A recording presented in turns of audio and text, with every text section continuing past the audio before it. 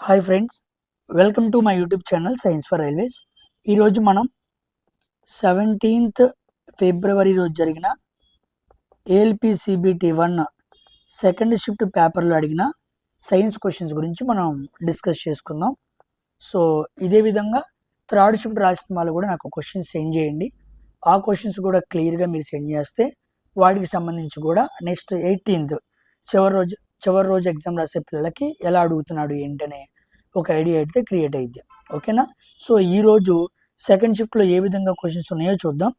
ఈరోజు షిఫ్ట్ సైన్స్లో pole to focus distance అంటే పోల్ నుంచి ప్రిన్సిపల్ ఫోకస్ మధ్య డిస్టెన్స్ని ఏమంటారని అడిగాడు.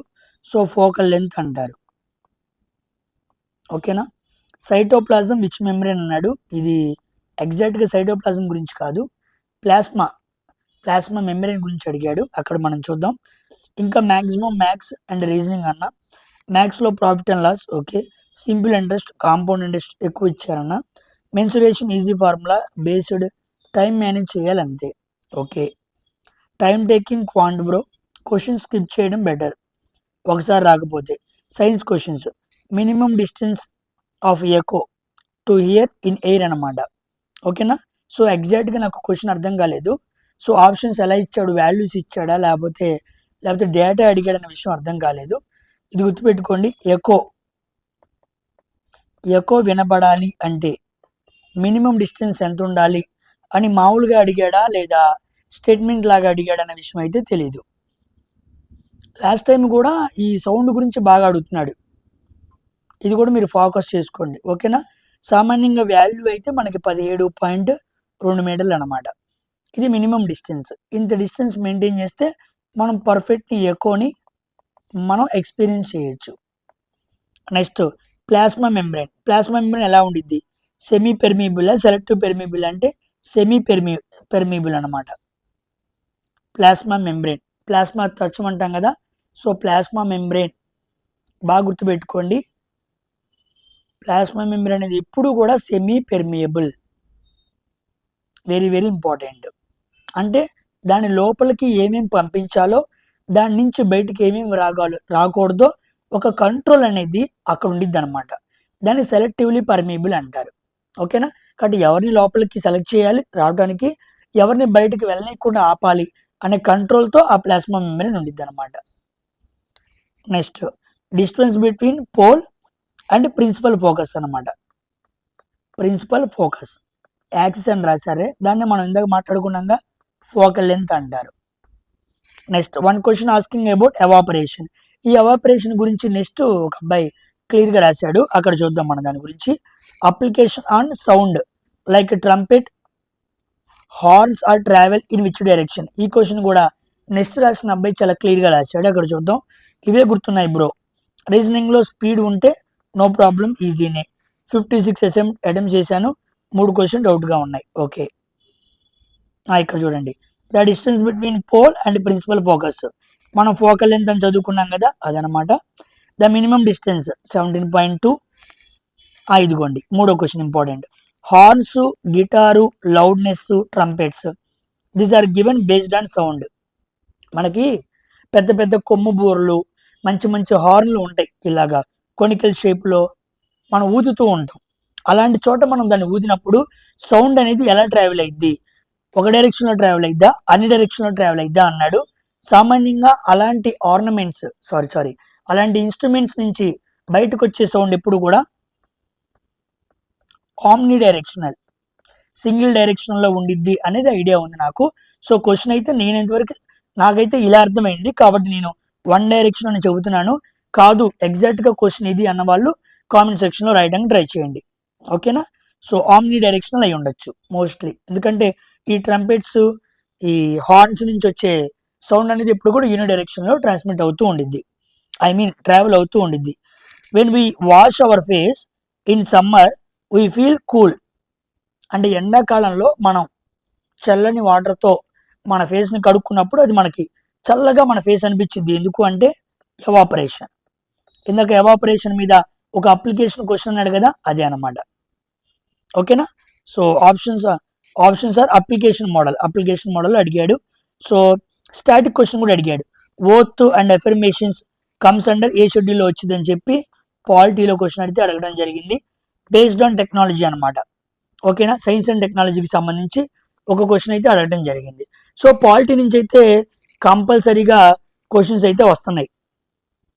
ఓకేనా, అవి కూడా సింపుల్ అనమాట. మీరు అంత బాగా దాని గురించి ఇప్పుడు చూసుకోవాల్సిన పని ఏమీ లేదు. ఎవరైతే ఎప్పుడు చదువుతూ ఉంటారో దానికి ఐడియా, పాలిటీ ఎవరికి చదువు ఉంటారో వాళ్ళకి ఐడియా ఉండిద్ది. సో థర్డ్ షెడ్యూల్ అనుకుంటా ఆన్సరు. చూడండి ఒకసారి.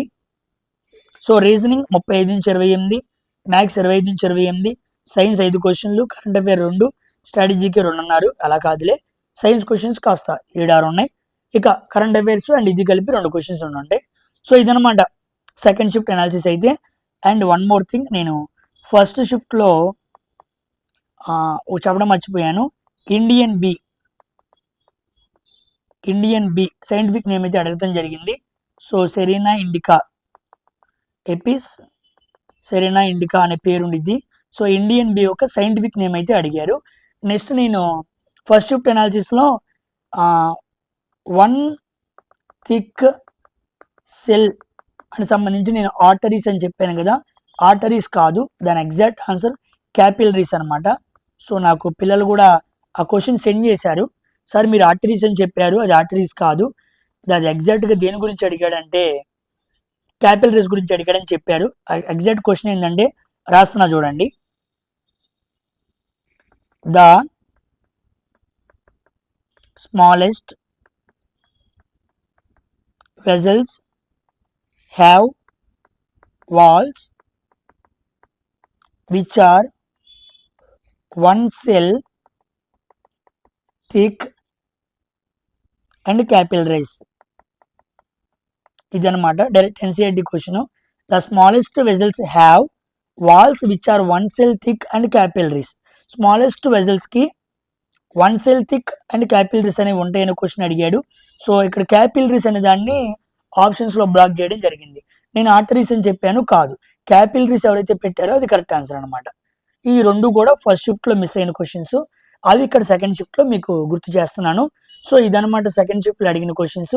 ఎవరైనా సరే థర్డ్ షిఫ్ట్లో క్వశ్చన్స్ రాసిన వాళ్ళు ఉంటే టెలిగ్రామ్ ఛానల్కి సెండ్ చేయండి. ఓకేనా, అక్కడ నేను చూసి 17th ఫిబ్రవరి రోజు జరిగిన థర్డ్ షిఫ్ట్ క్వశ్చన్స్ కూడా మాట్లాడతాను. అండ్ వన్ మోర్ థింగ్, ఇక్కడ చూడండి, ఇక్కడ మళ్ళీ రాశారు. ఓకే, ఇది మర్చిపోయాను. అదిగో నాన్న షిఫ్ట్ 2 సైన్స్ క్వశ్చన్స్. సిలియా గురించి అడిగాడు. చెప్పాం కదా, సిలియా మనకి హెయిర్ ల్యాండ్ స్ట్రక్చర్స్ ఉంటాయి, ఇవి మనకి స్మాల్ ఇంటెస్టైన్లో కూడా ఉంటాయి. దాని గురించి ఒక క్వశ్చన్ అయితే అడగడం జరిగింది. ప్లాస్మా మెంబ్రేన్ గురించి question. Fully non membrable semi permeable అని అడిగాడు. ఇలా ఇచ్చాడన్న. Okay, distance between focus and fold discuss చేసుకున్నాం. సో ఈ మ్యాటర్ అంతా కూడా మీరు చూసిన విషయమే. ఓకేనా, ఇది క్వశ్చన్స్. సో అన్ని క్వశ్చన్స్ కూడా అందరూ ఒకే రకంగా సెండ్ చేశారు. సో క్వశ్చన్స్ సెండ్ చేసిన వాళ్ళందరికీ కూడా చాలా థ్యాంక్ యూ. అదేవిధంగా థర్డ్ షిఫ్ట్లో క్వశ్చన్స్ కూడా మర్చిపోకుండా త్వరగా సెండ్ చేయడానికి ట్రై చేయండి. ఓకేనా, ఎందుకంటే 18th రాసే వాళ్ళకి చాలా ఈజీగా అర్థమైద్ది. అదేవిధంగా ఇంకో విషయం ఏంటంటే, చాలామంది గ్రూప్ డికి సంబంధించి కట్ ఆఫ్ అడుగుతున్నారు, నాకు చాలామంది కాల్స్ చేస్తున్నారు.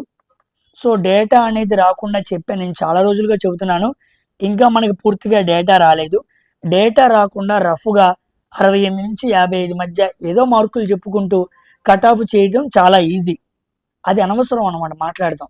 కాబట్టి మీకు వచ్చిన మార్కులు చెప్పి అయ్యిద్దా లేదా అని అడగటం వృధా. మీరు కాల్ చేసినా నేను లిఫ్ట్ చేయను, ఎందుకంటే డేటా పూర్తిగా వస్తే నేనే కట్ ఆఫ్ మీద వీడియో చేస్తాను. ఓకేనా, సో ర్యాంకర్స్ గురూజీ కానీ, అదేవిధంగానే ర్యాంక్ మిత్ర కానీ, ఇలాంటి వాటి నుంచి మనకి డేటా రావాలి. జరిగిన 101 షిఫ్ట్స్ ఉన్నాయి కదా, వాటికి సంబంధించిన యావరేజ్ స్కోర్ అనేది రావాలి. అది ఇంకా అందరూ రోల్ అవ్వలేదు, కొంతమంది అయ్యారు.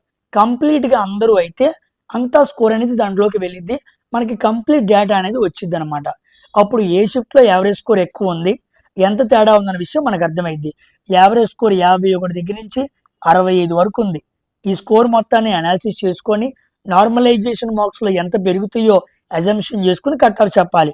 ఇప్పుడు కట్ ఆఫ్ చెప్పినా సరే అది రా మార్క్స్కి సంబంధించిన కట్ ఆఫ్ అయింది.